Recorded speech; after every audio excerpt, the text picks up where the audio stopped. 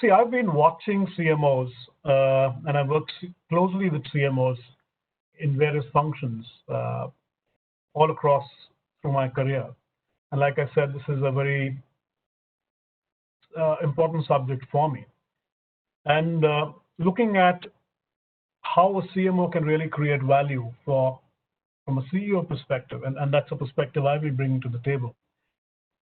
These are the 5 things that really do matter. And I'll maybe dig deep into each of these as we move on. So Chris, if you can please move me to the next slide. Yeah. The first and foremost thing is the job of the CEO really starts by creating a purpose for the organization. And this is getting to be more and more important as we go ahead. And now during the COVID period, the purpose becomes very critical. And the purpose becomes more and more critical when you're looking at service marketing, where the question of where does the organization boundary end, the employees and communication ends, and customer communication start, is now a very porous boundary. Hence, it becomes very critical to maybe have a purpose which by itself then designs a strategy and is able to also be able to find the right differentiators that would be required for the organization to chart its own path over a period of time. For us at Bajaj Allianz, when we looked at the clutter that was created, we had 24 companies in the same sector. And what we did realize was that most people had taken various positions. And death benefits, which is what life insurance usually is, was trust, and quite a few other of these positions were already taken. What we looked at was driving a purpose for ourselves, which would be more relevant to what the way we saw data. The way we saw data was that we saw that the average Indian age of an Indian is 27, and death benefits are therefore irrelevant usually. Hence, we took the plank of life goals and saying, how would we be relevant for designing life goals for our customers? Hence, the purpose became being life goal enablers for our customers. Helped us design the strategy, communication, products, and the rest of the suite. Now, this is something we did in April 2017. At that time, things were looking good. You know, we were talking of wealth products. We were talking of positive communication. Our research threw up goals around travel-related goals, saving for fitness, saving for starting your own startups. All this, while it was very relevant then, suddenly around the COVID period has changed. The happy imagery is irrelevant. Life goals no longer are around just what we talked about. Not that people have let go of these, but they surely have suspended this for the time being. Now, it is very critical that my CMO, and incidentally he is there, his name is Chandra Mohan, and we call him CM. So CM and I sat together, and we then looked at what kind of stuff we wanted to do together. And our purpose was very clear. We designed a purpose for 15 years of the foreseeable future, which is life goal enablers. The product suite had to change. Customers were now looking at risk mitigation. Customers were now looking at more savings than wealth. Imagery had, I mean, you couldn't really talk of fear, but there was fear in everybody's eyes. So we had to figure out how we looked at the context. And the purpose had to be refreshed. And that's exactly what we're doing right now. At the same time, keeping life goal enabling as the center of our entire journey. And that would always become relevant for us. It therefore became very critical that CM and I saw eye to eye in every way of the path. Something that takes me to the next slide is the chemistry between the CMO and the CEO becomes very critical. It's very critical, and as you saw the study that Frank, Raj, and Peter have worked on, that to be relevant, ultimately, it will be important that there is longevity to whatever you design. And to be relevant, you will have to have long enough a strategy which can stand the test of time. And therefore, for the formative years of our company, which was going through a turnaround 3 to 4 years back, and formative years for us in a sector which has a product which usually would be about 30, 40 years products, is about 10 to 15 years. It's critical that the CMO and the CEO kind of work together long enough and keep that purpose together and stitch it together. Hence, the longevity is critical, the chemistry is critical. The CEO needs to have appreciation of what the CMO is really trying to drive. The CMO itself has to be co-creating the strategy under the entire overall thought process that the CEO has put together. Very critical that the CEO does understand the challenges that the CMO will face. At the same time, it's essential that he does lay a challenging path for it to be interesting for the CMO as well. Normally, it's very good to have a CEO who's, it's for a CM from a CMO perspective, very good to have a CEO who understands marketing. But the downside of that is that while there'll be empowerment, there will be interference. There'll be times when the CEOs will not know when to step back, and marketing is such a subject where, everybody does have a view.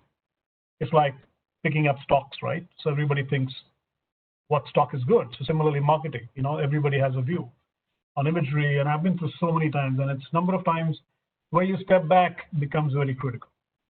At the same time, in this changing environment, very critical that the CMO understands to be relevant in the eyes of the customer.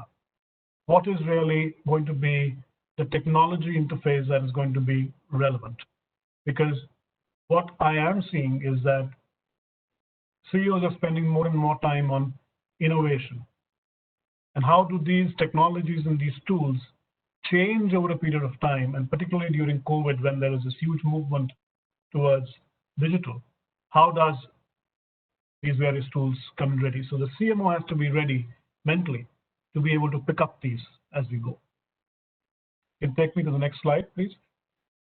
Thanks, Chris. So now, COVID. If I didn't talk of COVID, it would be irrelevant this entire presentation. So the CMO's role, I feel, it's my personal belief, has become much more relevant today. And why do I say that? It's almost like deciding square one all over again. We have not been through this. Nobody's been through this. 100 years, and the world hasn't seen something like this prior. So you can't use intuition. You don't know what is a customer going to be thinking really. You have assumptions because maybe you're going through it yourself, but are you the right target market? Everybody's working from home, whether it's your distributor, your customer, your employee. So going back to the basics becomes very critical, hence marketing. Now, on this slide, I could have put in a lot of blocks, and there are lots of blocks which become relevant at various times. But I really felt that these 6 blocks, the hexagonal blocks that you see, are really contextually more relevant at this point. And within these, relatively, the ones shaded in the lighter blue. Research. For us, it became very critical to figure out what is the customer really wanting from us. can we have the same life goals? I mean, 3 years back, we conducted a research and we came up with the life goals that we wanted to design. And data wasn't so easy to find. What we did was we looked at what was happening in China, because China was preceding us by 3 months, sorry. So we knew what was going wrong. We watched various companies, a lot of consultants were met, and we could kind of get ready mentally on what decisions to be taken. This is a period of agile decisioning. You couldn't really wait for perfect data. You had to keep the cart moving and moving quickly. Hence, the chemistry becomes very, very critical again. I'll come back to that point. Digital assets. Now, suddenly social distancing brings in a whole new paradigm to marketing. The sector I come from, a life insurance product would typically require a 30-minute to a 45-minute discussion on life goals and then designing the right product for the customer. This is not possible anymore. So our digital assets, which were attuned to an environment of that nature, suddenly have to change. So we have to go back to the basics and look at what kind of tools will be used for communication, what kind of tools could be used for convincing customers, for actually doing the research. And lots has come out of that. For example, we're doing one very simple thing where screen sharing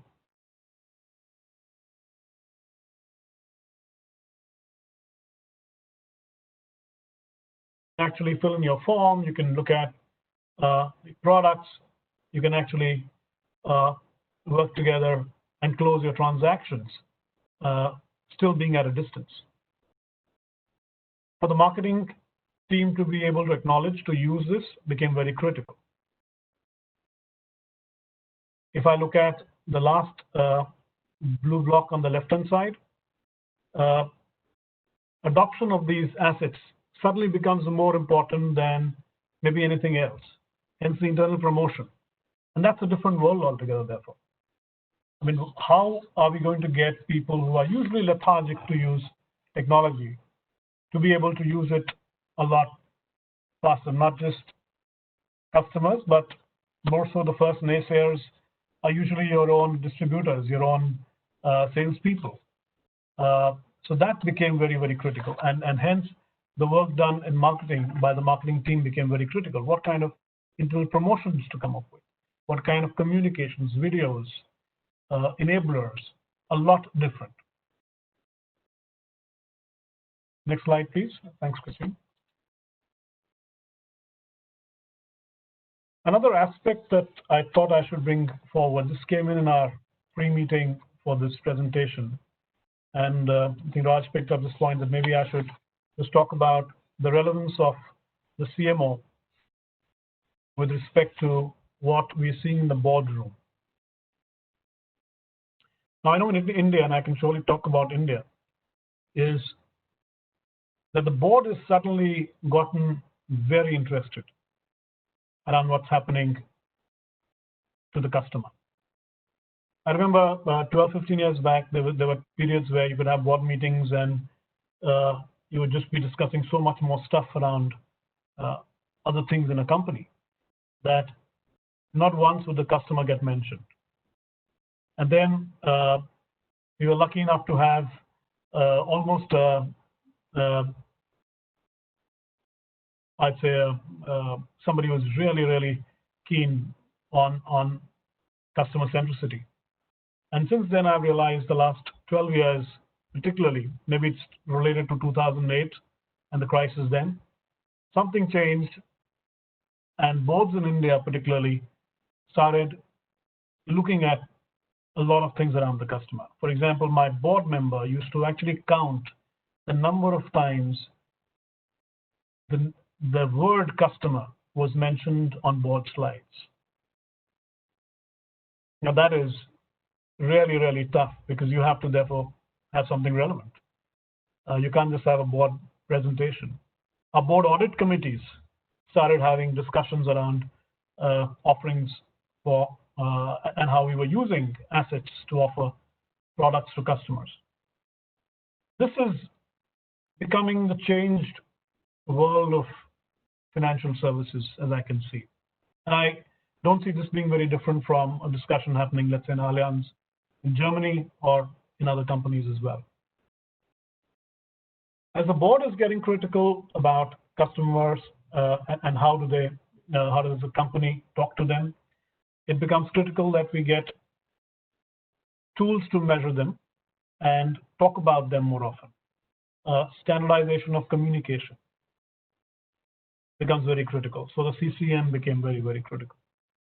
What also becomes critical is that in financial services, you have the regulator who's always watching. And the regulator is always talking customer. Where am I driving all this?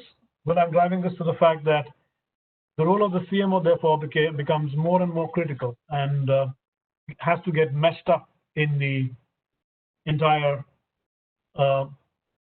verbiage with the board as well. So more and more work usually is now required on prepping up for our board meetings. And hence, once you talk and commit to the board, the strategy pretty much aligns there. If you can take it to the next slide, Chris. So Tarun, could you take just maybe one more minute then? Sure. I'll keep the most important slide very brief then. So this is about digital and data, of course, but yeah, everybody possibly already is well into this and understands the importance of this.